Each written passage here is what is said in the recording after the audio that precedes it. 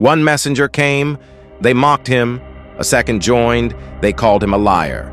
Then came a third, and still they rejected.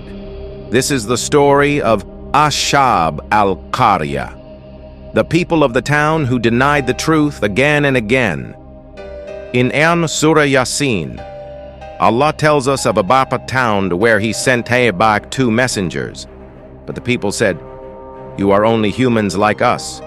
So Allah strengthened them with a 3rd messenger. Surah Yaseen 36:14.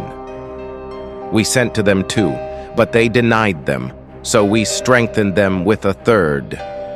But the people were stubborn. They accused the messengers of lying, threatened them, and said, "You bring us bad luck. If you don't stop, we will stone you." They hated to hear the truth and chose pride over guidance.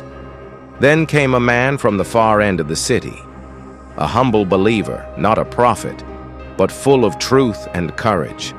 He said, "O my people, follow the messengers. They ask no reward from you and are rightly guided." 36:20-21. They killed him, but not before he said with joy, "I wish my people knew how my Lord has forgiven me and made me among the honored."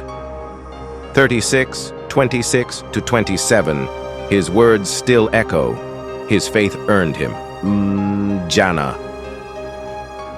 Then the punishment came. Allah did not need armies or disasters, just one mighty blast, and the town was finished. 36:29. It was not but one shout, and they were still.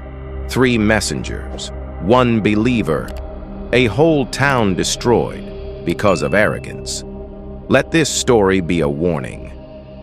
Truth may come in many forms, but rejection always brings regret.